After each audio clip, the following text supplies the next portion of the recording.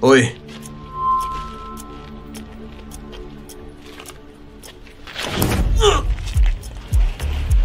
Kuya, mukhang nasisihan ka sa regalong binigay ko sa'yo. Tama ba? Ikaw na may lakas na loob na saktan siya. Gusto mo bang mamatay? Huli na para magalit ka ngayon. Nagkakaawa na si Guyancy kapag kasama ko siya. Nasaan ka ba nung lumuhod siya at nagmamakaawa sa akin? Nung kasama ko siya sa higaan, nung minarkahan ko siya. Wala di ba? Nagagalit ka lang na walang ginagawa.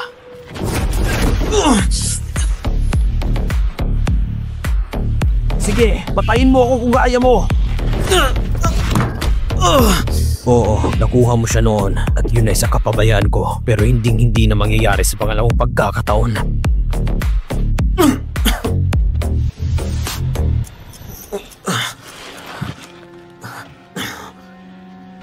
So yun ang sinabi niya sa'yo. Interesado. Umpisa pa lang yan. Pero nagiging kawili-wili na to. Miss Go, may sopas akong inihanda sa'yo. Inumin mo to habang mainit pa. Ayoko. Alisin mo yan sa harap ko. Sabi ni Mr. Hu na kung hindi mo ito iinumin, ipabibigay na lang ito sa iba.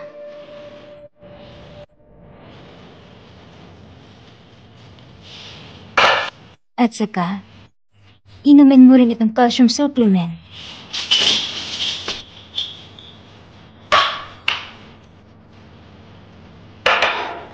Okay na ba? Let's go. Saan kayo pupunta? Gusto ko namang pahangin sa labas. Hindi po pwede. Hindi kayo pwedeng lumabas.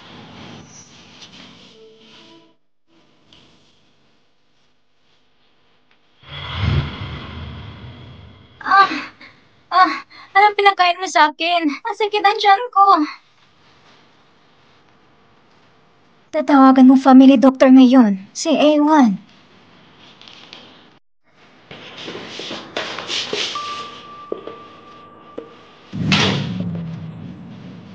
Makinig ka na lang sa akin. Nagplano ka bang tumakas? May sarili kong kalayaan. Gagawin ko ang gusto ko. Hindi mo ako makukulong. Lumalabag ka sa batas. Then, kasuhan mo ako. Gusto mong tulungan kitang maghanap ng mas mahusay na abogado? Hubisheng, ano bang gusto mo? Maging masunurin ka na lang. Makinig ka at manatili ka lang dito. Tigilan mo ng pagpaplano mong tumakas. Sasabihan kita ng totoo. Ito ang buong building ay napapaligiran ng mga tauhan ko. Kahit na makatakas ka sa pinto, hindi ka pa rin makakatakas sa building na to. Kung may plano ka pang ulitin, hindi ako natatakot na balian ka ng mga binte. So, suportahan naman kita. Ang bastos mo talaga. Demonyo ka. Uminom ka ng gamot. Gusto kong lumabas. Uulitin ko. Uminom ka ng gamot. Bakit ba? Palayan mo na ako dito. Sa loob ng buhay ko, 4 na taon akong nakakulong. Hanggang dito pa rin ba naman? Hubisheng, tao ka pa ba?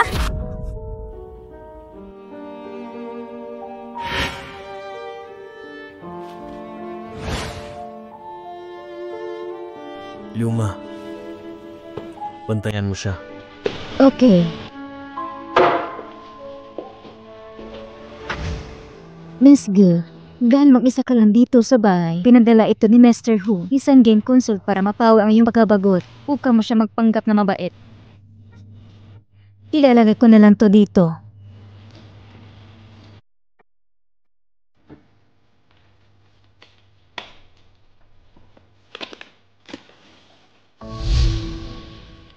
Miss Gu, gusto mo bang makatakas kay Hubisheng? Matutulungan kita.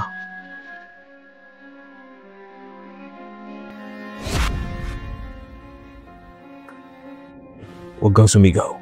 Ako ito. Naka-off ang CCTV ng building. Gusto mo bang sumama upang makatakas kay Hubisheng? Meron kang 1 minuto para pag-isipan to.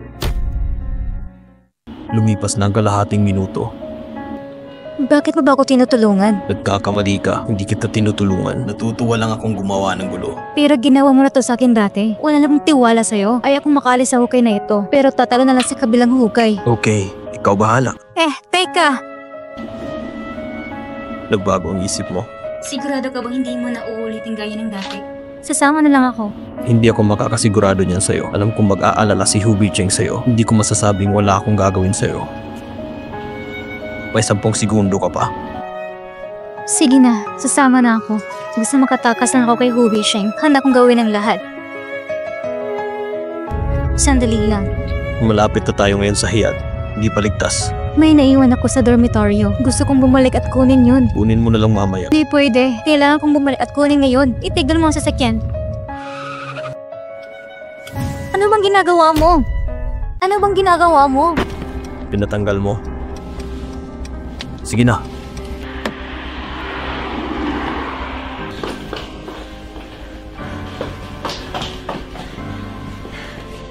Aalis ka na naman. Gusto mo ba talagang umalis? Pero yan sinabi ko na sa'yo dati. Hindi na ako magiging banayad pa. Gusto mo bang maging aso na nakakulong? Ibalik mo sa akin!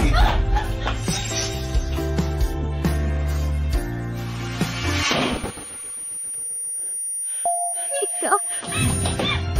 Bitawan mo! Wala kang karapatan sa pakin ito! Huling beses kitang makitang hawakan itong sirang kahon. Gusto kong tignan. Ano ito?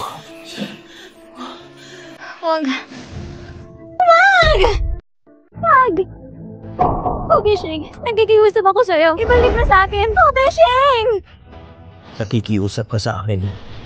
Nandito ako ngayon para makiusap sa'yo. Walang halaga. Ito ay abo. Abo lang ang pinakamamahal ko. Pakiusap. Anong sabi mo? Anong sabi mo? Ano ito? Paboritong tao?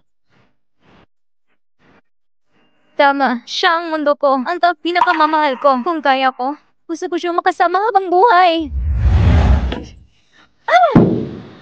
Makakaalis na.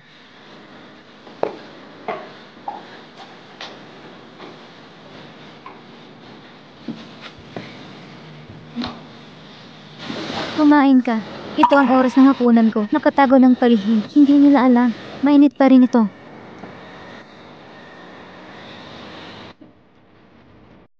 Matapos makalaya sa kulungan, paano kung papunta tayo sa Hong Kong City? Narinig kong magandang tanawin doon. Maaaring linisin ng kaluluwa. Hindi ko alam na parang tayo. Kwalipikado pa bang mahugasan?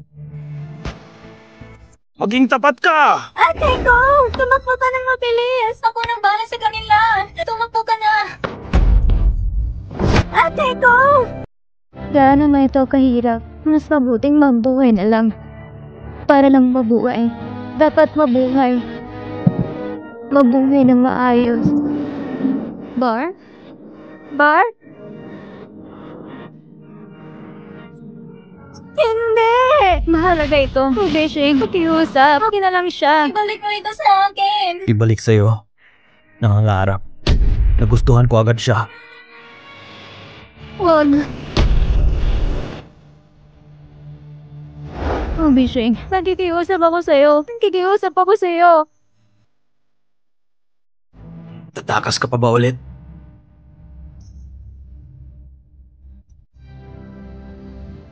Ang bagay na to, iingatan ko ito para sa iyo ngayon. Kailan ka maghihintay? Natuto talaga maging masunurin. Huli akong magpapakita ng awa. Hayaan mong makita mo ang kanyang sulyak.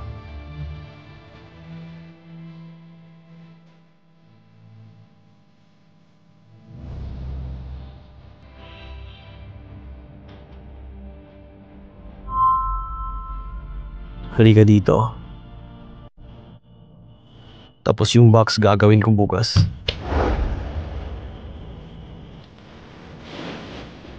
Lumapit ka. Humiga ka.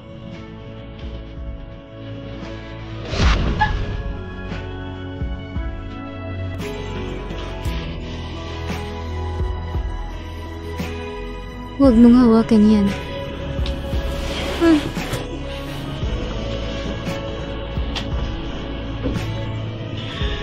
Masyado kang masunurin.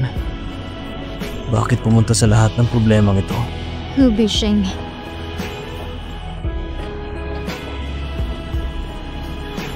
Masakit ba? Wala na akong balak hawakan ka. Pero kung ituloy mo, kung palipat-lipat ka, hindi ako sigurado kung anong mangyayari. Holy shit. Napakasama mo. Holy shit. Napakasama mo. Agwang, sir, nagtanong ako sa iyo ng investigasyon noon tungkol kay Guyancy sa nakalipas na 4 na taon. Anong nangyari sa kulungan? Nahanap mo na. Ito, paumanhin Mr. Hu. Sinuri ko ang lahat ng papel. Ngunit wala nakitang eksepsyon. Kasama ang eksena ni Miss Gu. Sa operasyon na yon, wala ring record. Walang eksepsyon. Ang pinakamalaking eksepsyon. Magpatuloy sa pagsuri. Tignan mo lahat. Yes, sir. Tama yan. Suriin mo ito para sa akin. Si Guyancy sa nakalipas na 4 na taon. Kung may kakilala ba siya sa kulungan, lalo na yung mga patay na. Bilis!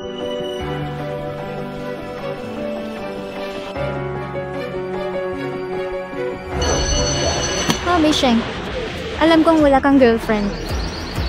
Gusto mo ba akong isalang-alang?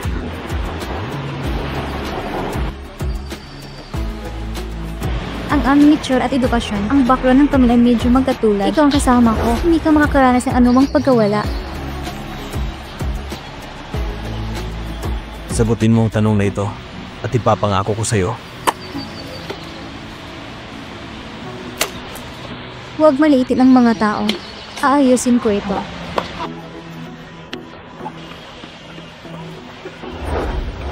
Mabishing, tingnan mo, hindi rin ako masama sa business negotiation. Kung papakasalan mo ako, hindi mo lang ako magiging asawa. Sasamanin kitang lumaban na magkatabi.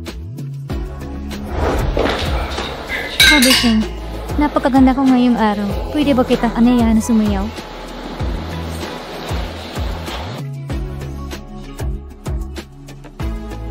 Guyancy, ang taong pinakamamahal mo ay ako lang. Kahit hindi kita mahal, hindi ako papayag. Huwag mong banggitin ng isang patay na tao.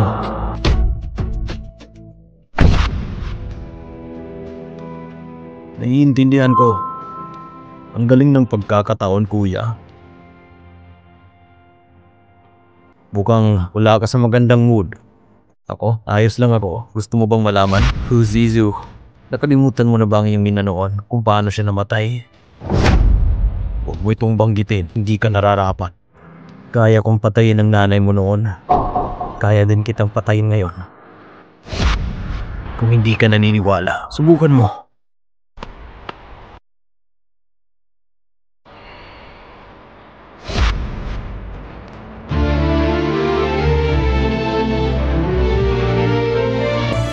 Hindi kita kayang patayin. Manumpa na huwag maging tao. Lumabas ka ng kalahating araw ngayong linggo. Okay ka lang ba? Pumunta at suriin ang sertipiko sa anak na babae ng pamilya Wang. Nakipagsundo ako sa kanila. Ikakasal na ako? Bakit hindi ko alam? Ito ay ang pinakamahusay na pagpipilitan. Mas mabuting gawin mo. Maaari mong gamutin ang kasal bilang isang accessory sa transaksyon. Pero hindi ako ikaw. Ang sino mang gustong tumanggap ng sertipiko na ito ay makakatanggap nito. Paano kung ikaw pumunta? Ikaw? Napaka-traidor! Mukhang hindi na siyan si kuya sa kasal na inayos mo. Hindi. Hindi siya papayag.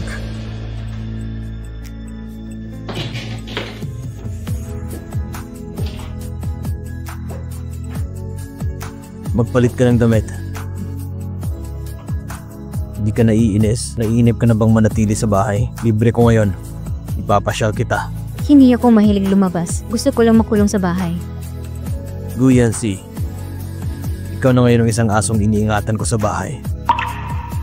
Pwede kitang ikulong kung gusto ko at kaya din kitang ilakad kung gusto ko. Tama si Mr. Hu. Masyado akong ignorante.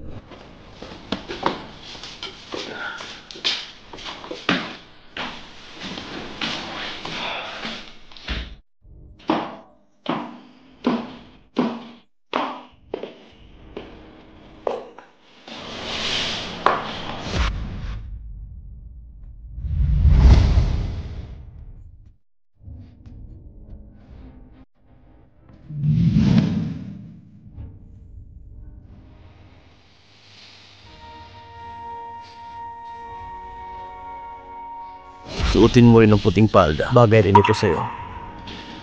Tara na.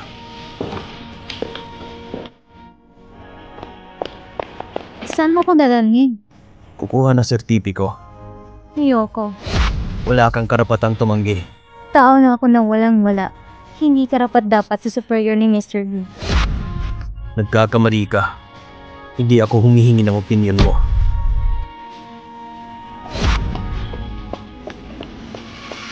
Bagong dating?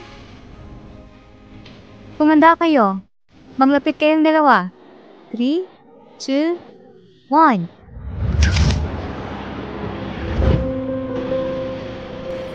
Saan mo gustong pumunta? Saan mo gustong pumunta?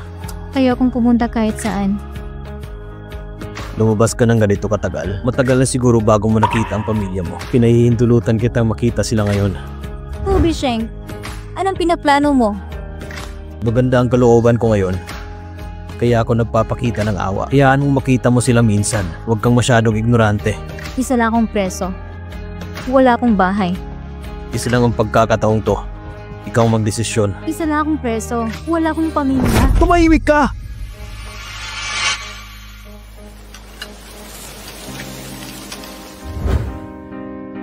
Kung hindi ka pumayag sa kasal ng pamilya Wang, ang balitang ito ay lalabas sa front page.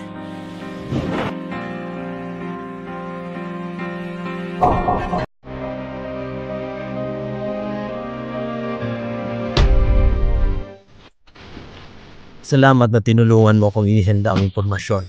Kahit ang pag-type ay tapos na, ito ay talagang nagligtas sa aking maraming problema. Ikaw, hindi mo akalain na may pakialam ako sa babaeng yon. Pinatay niya si Yoru. Iningatan ko siya. Para pahirapan lang siya ng dahan-dahan. Anak talaga kita. Hindi mo kailangan umarap sa akin. Nagiging misteryoso siya kung wala kang pakialam sa kanya.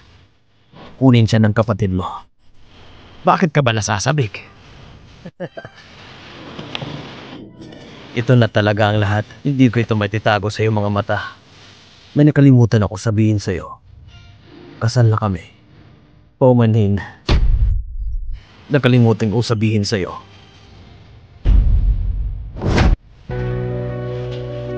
Ikaw, Sa kasamaang palad, nagayos din ako ng balita. Bukas na ito sa buong network. Ipahayag ang magandang balita ng aking kasal. Ang balita mo, sabay ko itong ipapadala. Hindi si Guyan siyang mapapahiya, hindi ang pamilya Gu. Ngunit ang pamilya Hu. Total, siya na ngayon ang asawa ng CEO ng pamilya Hu. Wala akong pakialam kung tataas o bababa ang stock ni Hu. Pero pa, maglakas loob ka bang tumaya? baliw ka ba? Ako ang anak mong baliw. Sino ang baliw kung hindi ako baliw? Nais ko ng isang masayang hapunan kasama ang aking pamilya Wa. Agwang! Ipadala si chairman. Ang kanyang mga bindi at pahay hindi gumagana ng maayos. Chairman, pakiusap. Bumalik ka sa Nunyan kapag may oras ka. Miss ka na siguro ng nanay mo. Salamat sa iyong paalala. Magpadala ng mga bisita. Kung may oras ka, bumalik ka sa Nunyan. Miss ka na siguro ng nanay mo. Salamat sa pagpapaalala. Magpadala ng mga bisita. Peche, bakit ka nababaliw? Bakit ako nabaliw? Ngayon ay para sa ating dalawa lang. Iniinsayo ko lang ang karapatan ko. Wala kang karapatang hawakan ako! Sino ba ang karapat dapat na hawakan ka? Si Zu? Bakit ka na-addict sa pagtulong sa kanya? Paano siya na-in love sa'yo? Magsalita ka! Magsalita ka! Tama, nahumali ako sa pagtulog kasama niya. Mas mabuti siya kaysa sa'yo. Meron din siya mas mahusay na figure kaysa sa'yo! Mabuti. Ipapakita ko sa'yo ngayon sa huli. Sinong mas makapangyarihan sa aming dalawa?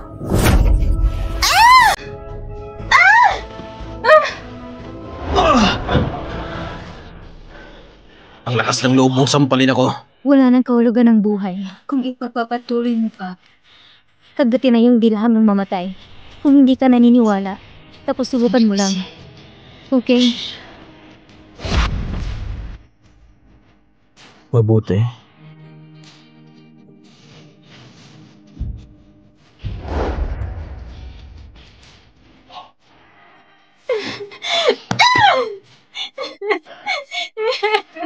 Kapatid ko, dapat ka magpatuloy sa buhay. Bar! Bar! Beijing, ano bang problema mo? Ako at si Guyan Si ay nagpakasal. Pagpakasal? Mabuti naman. Mali.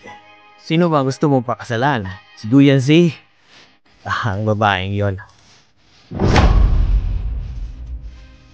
Hindi siya babae. Okay. Hindi siya babae. Ako yun ako. Pagkatapos naglaan ng halos buong gabi, hindi naiyayakap ang iyong pinakamamahal na asawa matulog. Di mo naiintindihan.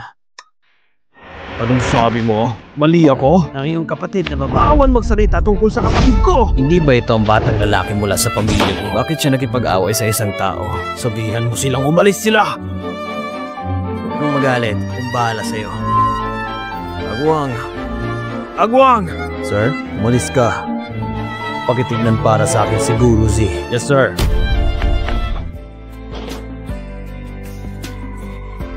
Ang mood ni Miss Gu, kung patuloy siyang ma-depress ng ganito, natatakot akong may mangyayari. May party ngayong gabi. Dadalhin kita doon. Mag-ayos ka na. Hindi ako pupunta. Ayaw mo ba talagang lumabas para makalanghap ng sariwang hangin? Bakit hindi ka pupunta? Isa akong aso para nakulong sa hawla na ayaw lumabas. Ikaw ang asawa ko. Tungkulin mong sumama sa akin sa pakikihalubilo. Wala ba akong karapatang tumanggi? Wala. Sa kasong ito, Mr. Hu, ang iyong sinasabi ay aking susundin. Bakit mo pa po tatanungin?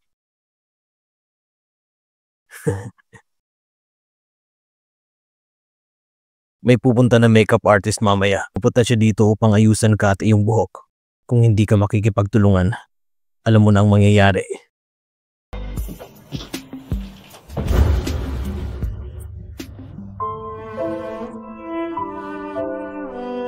Miss Gu, napakaswerte mo.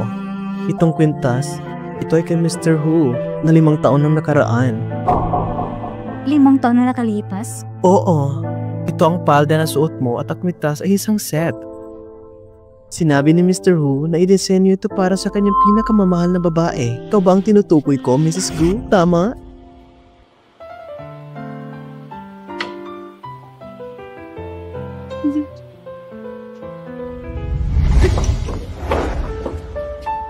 Fishing. Bakit ikaw? Nasaan si Yuro? Huwag kang magsuot ng puting palda. Panggagaya.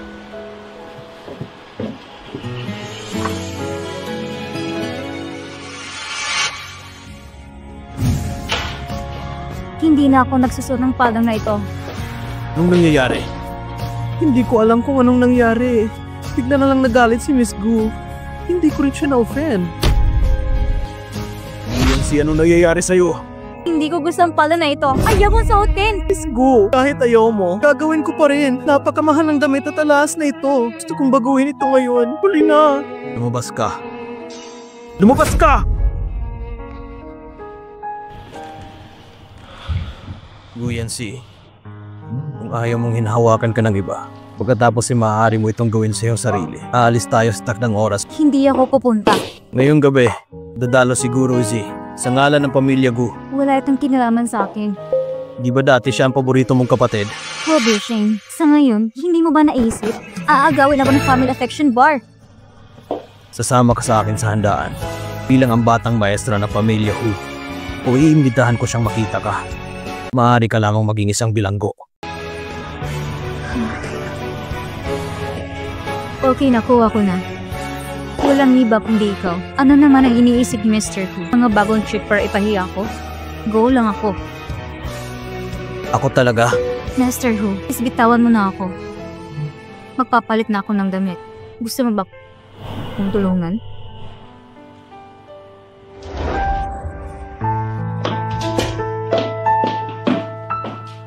Mr. Hu, bakit hindi na lang sabihin mo kay Mr. Gu? Ikaw ang lumikha ng pagkakataon, hayaan siya makilala ang kanyang pamilya para mapasaya siya. Kilala mo ako, di ba? Biro lang. Si Guyan Si isang makasalanan. Ako, paano siya aalis para mapasaya siya?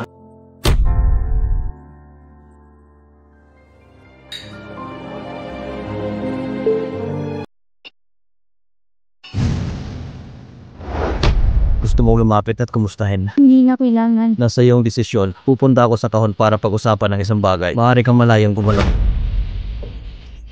Pero huwag mong isipin ang pagtakas. Hindi ka makakatakas.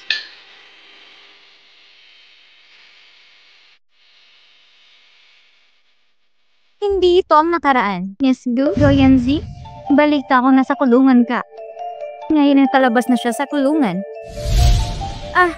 Huwag kang umalis. Magkaklase tayo lahat noon. Mag-usap tayo. Maling to ang kinakausap mo. Go Yanzi. Hindi ko inasahan yun kailanman. Ang ganda ni Miss Go. Ngayon sa kura ng pag-asa, maging aking sarili, hindi rin kinikilala ang pagkakalinlan. Go Yanzi, meron ka ngayon. Kung ito lang gusto mong sabihin, aalis na lang ako. Halika kayo tingnan. Ang dating sikat na Gu, ang pinakamatandang babae, ngayon isang bilanggo sa reforma sa paggawa. Narinig nyo? Gu Jiajiao. At napalayas din ako sa bahay ko. Ano? Siya si Gu Yanzi, ang reforma sa paggawa ng bilanggo? May anak ba lang pamilya ko? Hindi ko pa ito nakita noon. Nananatiling katarungan ito. Kung ikaw ay anak na babae na isang bilanggo sa pamamagitan ng reforma, kahihiyat ito ng ating upper class society.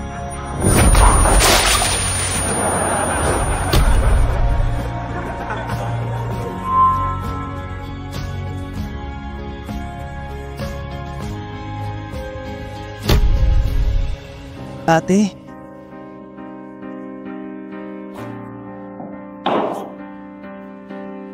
Ikaw talagang kapatid ko? Bakit ka nandito? Ano bang nangyayari? Hindi mo ako kapatid. Nagkamali ka. Ikaw ang kapatid ko na si Gu Yanzi. Paano ko aaminin ang pagkakamali ko? Bitawan mo ko. Sabihin mo, anong kalokohan ang nangyayari? Go Razi. Ako, si Go Zia. Muna ng relasyon. Hindi mo ba alam? Paano magiging okay? Nakalabas ka na. Bakit hindi ka umuwi? At sabi ng isang tao, nakatayo ka sa clubhouse. Totoo bang mga ito? Kaya kong pag-usapan dito ang mga bagay na ito. Sabihin mo kung totoo. Kung ano sa tingin mong totoo, iyon ay totoo. Mahal mo ang pamilya mo. Paano ka nahulog ng ganito kababa? Sumunod ka sa akin. Anong nangyayari?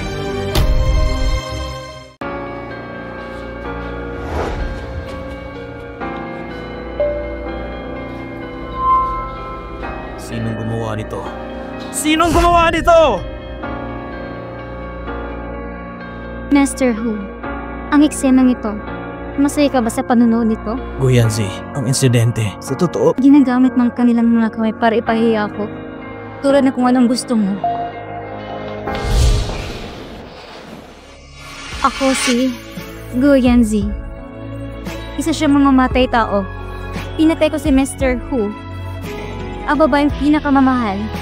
Ako ngayon, isa sa side dog ni Mr. Hu. tumigil ka sa pagsasalita. Umupo ako sa stage, nakahiga at natutong tumongo na parang aso.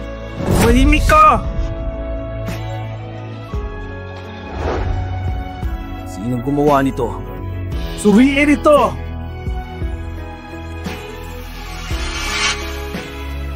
Gu Yanzi, ang pamilya ni Miss Gu. Tignan mo rin, ang pinakamatandang babae ng pamilya Gu. Paano nangyari mga bagay na ito? Okay.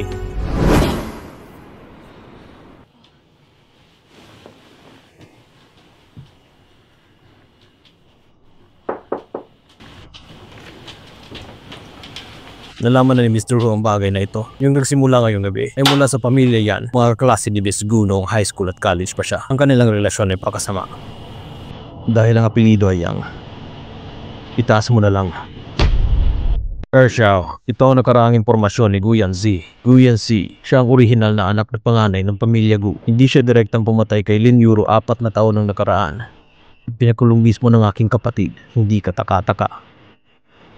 Unang beses niya sa hayat, nung nakita ko siya. Ibang kilos niya sa kapatid ko. Hindi ko naisip to. Ilang taon na ako nasa abroad. Ang dami nangyari sa China, mga masasayang bagay. Sayang at hindi ko nasaksihan ng sarili kong mga mata. Hindi pa huli ang lahat. Ikaw ba ay nagbabalak na gawin ito? Huwag kang magmadali. Ngayon, kailangan natin baguhin ang diskarte. Gu Yanzi, umangon ka na't kumain.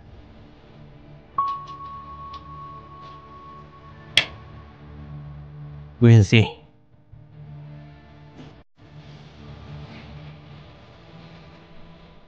Kuyansi? Kuyansi?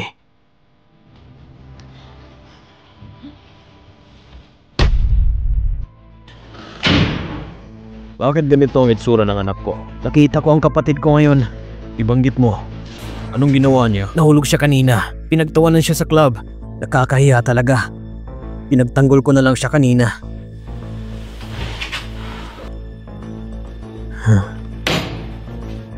Isa talaga siyang korap na tao. Walang kahihiyan.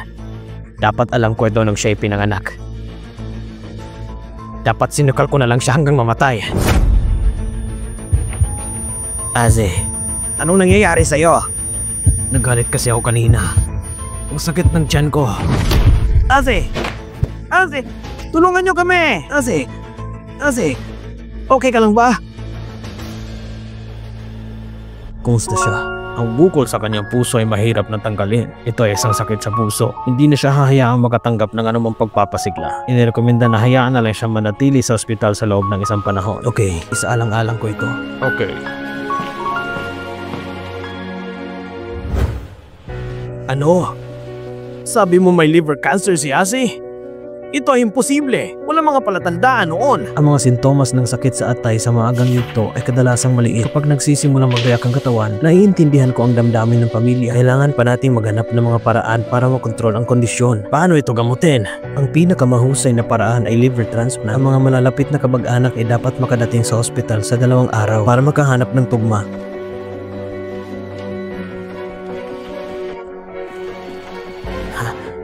Oo, ang atay ni Guyansi. Baka pwede itong i-transplant kay Aze. Kailangan mo munang manatili dito sa ospital ng 1 buwan. Susundin kita pagkatapos. Kung pares na ito sa iyong palagay, dapat itong ituring na mabuting balita. Hindi ka makakabalik ng 1 buwan. 1 buwan mo rin akong hindi makikita. Kahit ano pang iniisip mo, huwag mo nang isipin ang tungkol dito sa iyong buhay upang tumakas ka sa aking mga kamay. Kahit mahirapan mo pa ang sarili mo hanggang kamatayan, ang iyong abo ay sa akin din. Vision, nakiusap ako sa iyo noon. Halika at maniwala ka sa akin ngayon. Hindi na ito kapag-kipakinabang.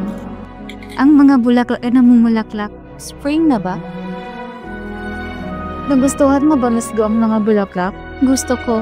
Dati, gusto ko ang mga naninigas na pulang rosas. Mas gusto ko ang mga dandelion ngayon. Lumulutang sa hangin. Umuagos sa hangin, mas matigas at mas romantiko kaysa sa isang rosas. Dapat makipagtulungan ka mismo sa doktor. Kapag magaling ka na, mas marami kang makikilang magagandang bagay. Kuya Si, nahanap din kita. Ikaw tong hindi matapat na anak at lubos na kapaki-pakinabang. Anong klaseng tugma? May sakit si Aze at kailangan ng liver transplant. Ang mga taong katulad mo na namumuhay sa isang basurang butil, ibigay mo na lang iwatay sa iyong kapatid. Anong tugma? May sakit si Aze at kailangan ng liver transplant. Ang mga taong katulad mo na namumuhay sa isang basurang butil, ibigay mo na lang iyong atay sa iyong kapatid. Nagkaroon ako ng malaking operasyon 2 taon na nakalipas. Kalokohan! Wala akong pakialam sa'yo kung anong operasyon ang ginawa sa'yo. Hiniling ko na mag-donate ka ng atay. Ayoko! Mula sa sandaling pinutol kong relasyon sa pamilyang Go, ipinangako ko na mabuhay lamang para sa iyong sarili. Gusto mong idunit ko ang aking atay? Nanaginip ka. Ikaw!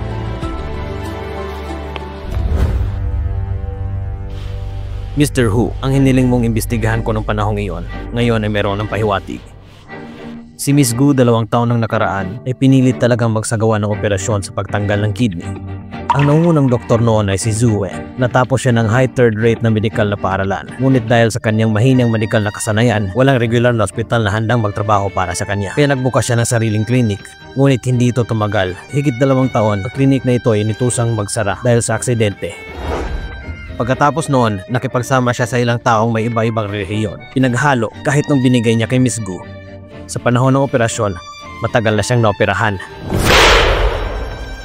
Paraan para mabuhay si Guyansi noon. Ito ay nakasalalay lamang sa kanyang kapalaran. Hayaan mo siya. Muntik na siyang mamatay sa operating table. Isa pang bagay. Sabihin mo! Si Zhu Wen ay may pinsan. Siya ay isang gangster. 4 na taon na nakalipas, si Miss Lin Yuru. Kapag siya iniinsulto, isa rin siya sa mga kalahok. Kung sasabihin natin ang 4 na gangster na yon, ito ay sulsol ni Miss Gu. Si Zhu Wen ay dapat tao ni Miss Gu.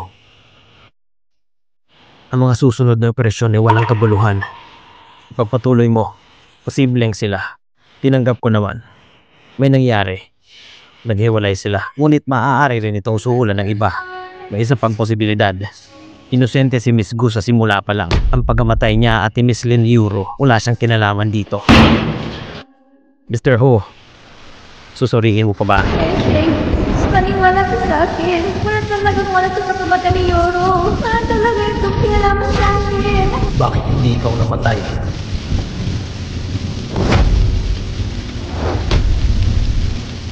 Padala siya sa kulungan.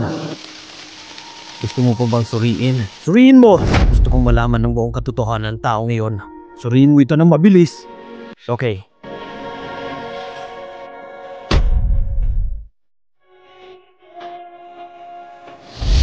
Ito naman si Mr. Hu. Hindi makapaghintay na kunin ako. Sige. Ang pagkamatay ni Yoro, ginawa mo ba? Ako.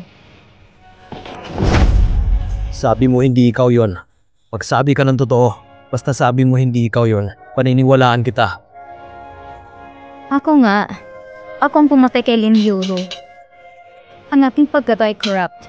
Nakagawa ko na isang karumagdumal na krimen.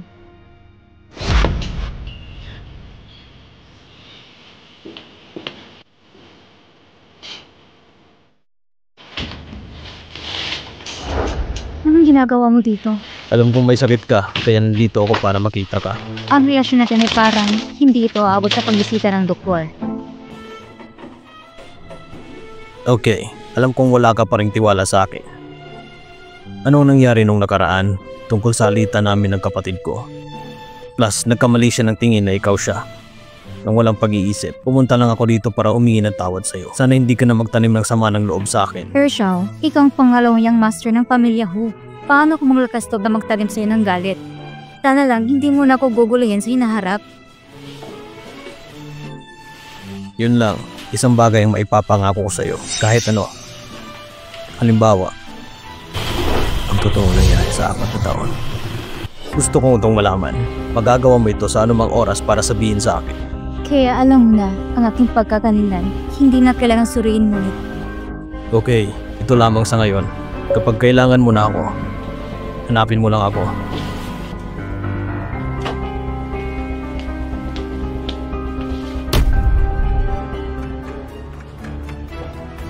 Kunin siya! Hospital ito, anong ginagawa niyo? Bilisan mo, tinagtas si Waze! Bitawan niyo ako! Bitawan niyo ako! Hindi ako magdodonate sa kanya! Wala akong magagawa para sa'yo. Bitawan niyo ako! Mr. Hu, may nangyari kay Miss Gu. Isang grupo ng mga taong biglang lumitaw. Sinabi yung gusto niyang kunin ang panahatan. Bitawan niyo ako! Bitawan niyo ako! Flashing light. Magmaneho ka na mabilis. Bilisan mo! Lumabas na ang resulta. Napakagandang pagtutungha. Subalit ano? Dahil kulang ang kidney ng Lina. Ito'y napakahina. Baka hindi niya kayanan ang malaking operasyon na ito. Ito'y magkakaroon ng malaking panganib. Wala na ako doon. Basta ang anak ko, walang panganib. Pero ama niya ako. Sumangayon ako sa operasyon. Kahit na mamatay siya sa operating table. Anong klaseng gulong hinahanap mo? I-surgery ngayon din. Okay. Maganda para sa operasyon. Hindi ako sumasangayon! Hindi ako sumasang-ayon! Hindi mo ito magagawa sa akin! Tulong! Bitawan niyo ako! Bitawan niyo ako!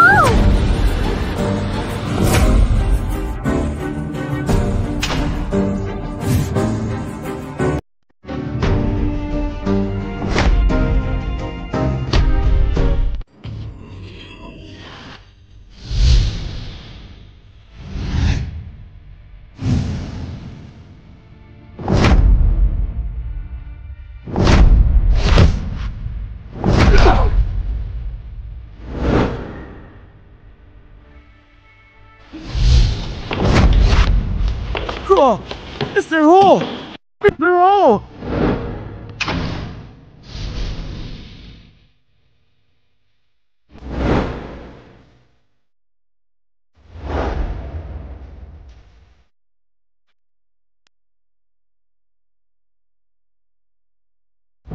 Oh!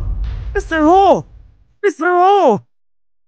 Huwag mo sangkunin! Siya na nga makakapaligtas sa buhay ng anak ko! Siya isang kapatid na babae! Ting baliwala ay ng kamatayan! Kuya C, wala ka puso! Hindi mo man lang mailigtas ang iyong kapatid! Ikaw na anak na walang ina! Nung ipinanganak ka, ako dapat na pumatay sa'yo!